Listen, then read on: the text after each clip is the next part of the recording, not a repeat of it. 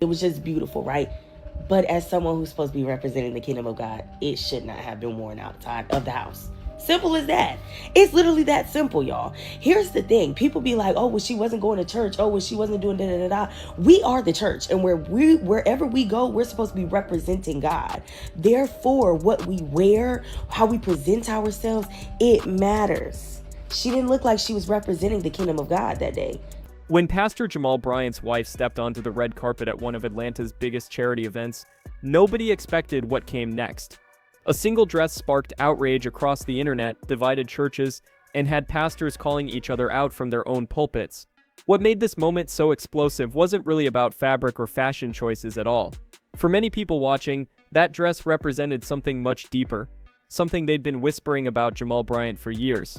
And once the internet started digging, the receipts came pouring in faster than anyone could keep up with. December 20th, 2025 marked the date that would change everything.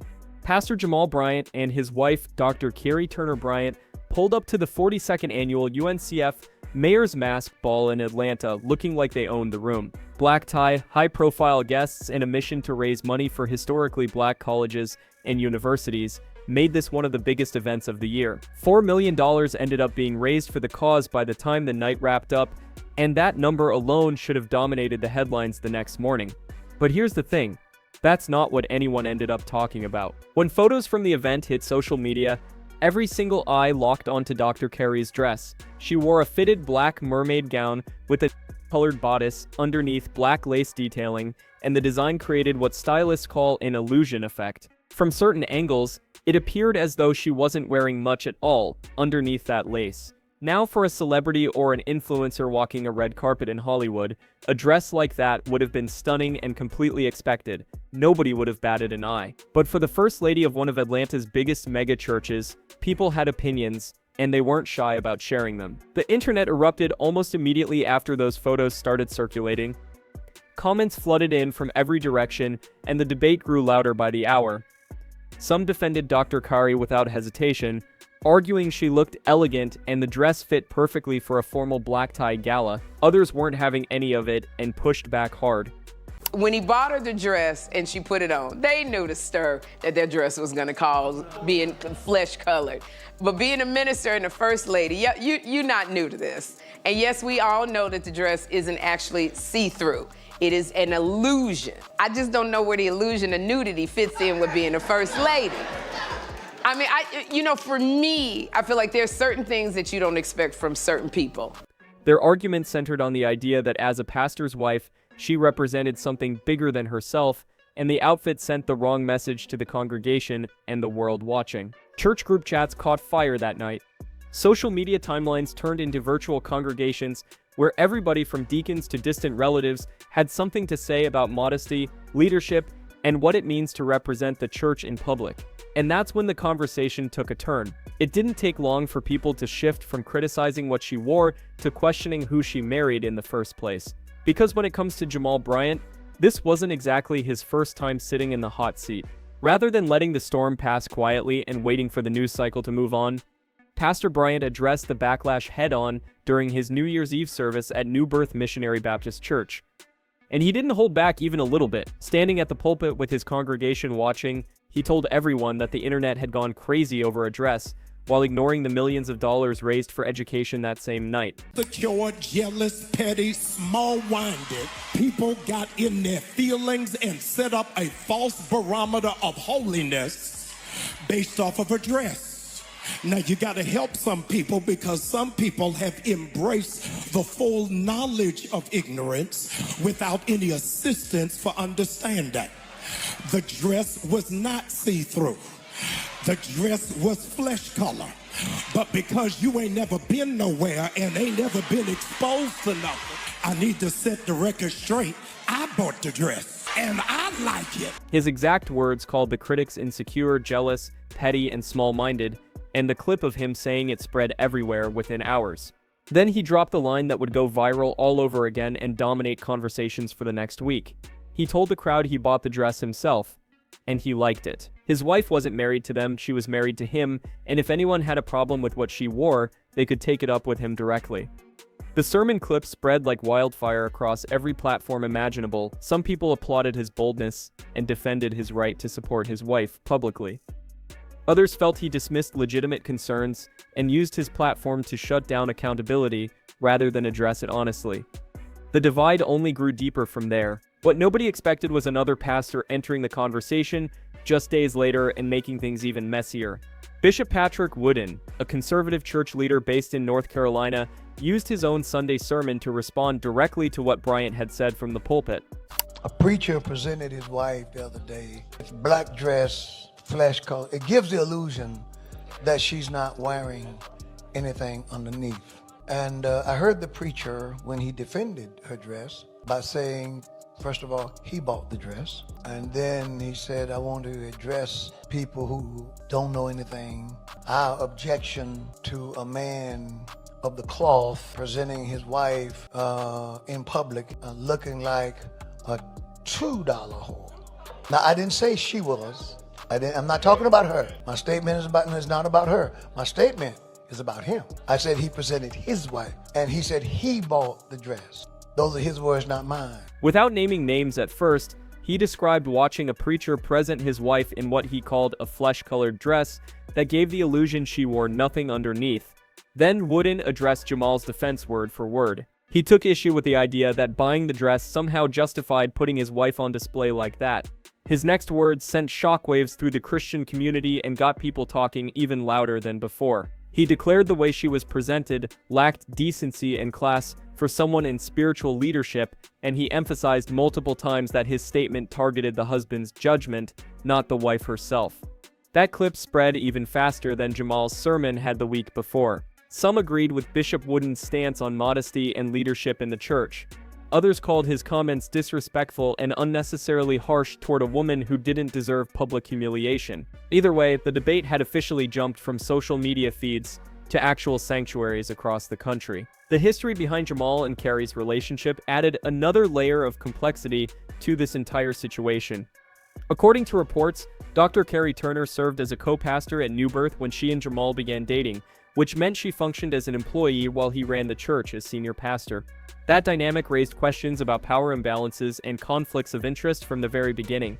The timeline of their relationship also drew heavy scrutiny from people paying attention. Jamal had previously attempted to reconcile with his ex-wife Jamal Bryant between 2019 and 2021, and some reports suggest his connection with Karri may have overlapped with that period, though the exact details remain unclear to this day. What is clear is that when they finally tied the knot in November 2024, not everyone in the congregation showed up, ready to celebrate. Rumors had been circulating for months about alleged favoritism and behind-the-scenes drama involving Karri's role at the church, though none of this was ever officially confirmed by leadership or addressed publicly. Before Karri entered the picture, there was Jamal Bryant, and her story adds yet another layer to understanding who Jamal Bryant really is.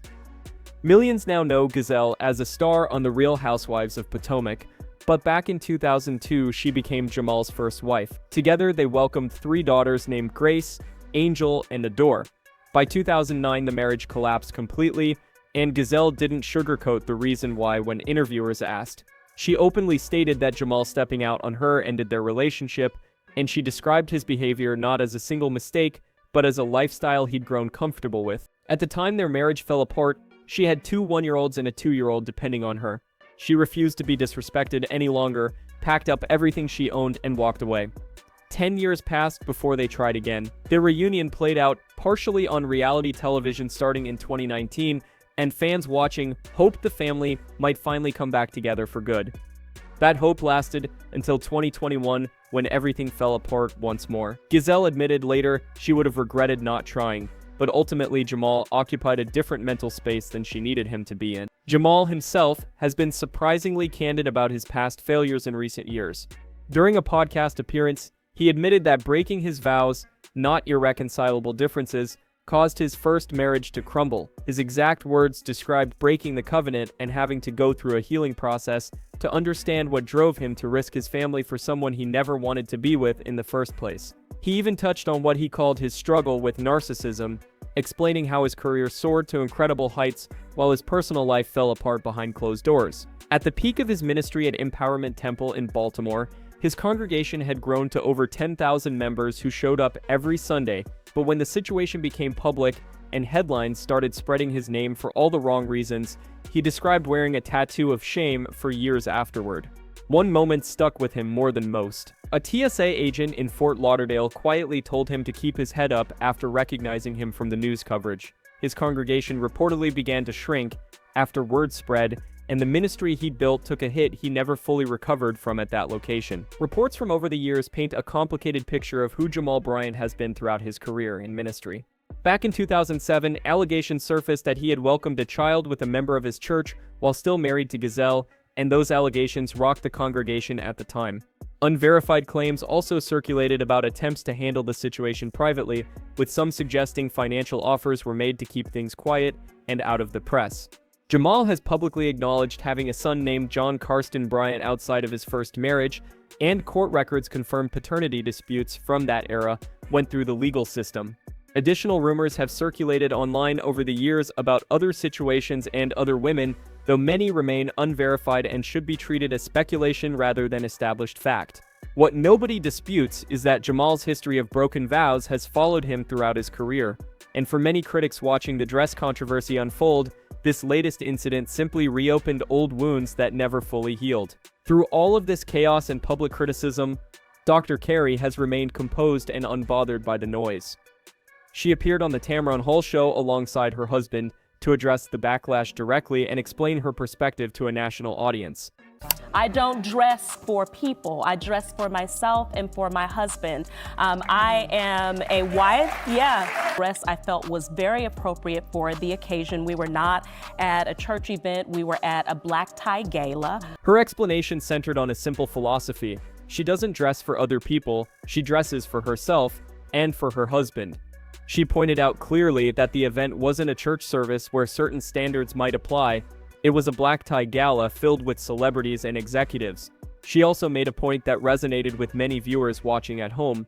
No official rulebook exists for being a first lady, and the title came with marrying a man who happens to be a pastor, but it doesn't erase her identity or her right to express herself however she chooses. She acknowledged that people would call her whatever they wanted on any given day, but she refused to let outside opinions define who she is or how she carries herself. Her husband backed her up completely during the interview, calling the criticism enraging and irritating, while emphasizing that his wife's character and heart mattered far more than any outfit she could ever put on. The church community remains split, right down the middle on where they stand. Some believe modern pastors and their families should be allowed to evolve and express themselves without being boxed into outdated expectations that no longer serve anyone. Others argue that leadership comes with responsibility whether you like it or not, and appearances matter when you represent something bigger than yourself. Jamal Bryant eventually posted a photoshopped image on his Instagram, joking about what a church-approved version of the outfit might look like, complete with covered shoulders and a longer hemline. His caption told the saints they won and urged everyone to move forward because the kingdom has bigger fish to fry than arguing about a dress at a charity event. That lighthearted post attempted to close the chapter with humor, but the conversation never really ended. Because when you strip away all the noise about lace and illusion fabric, this was never just about a dress. It centered on trust, accountability, and what people expect from those who stand behind the pulpit every Sunday claiming to speak for something higher. Whether Jamal Bryant and his wife crossed a line that night or simply refused to stay inside one that others drew for them is something everyone watching will have to decide for themselves.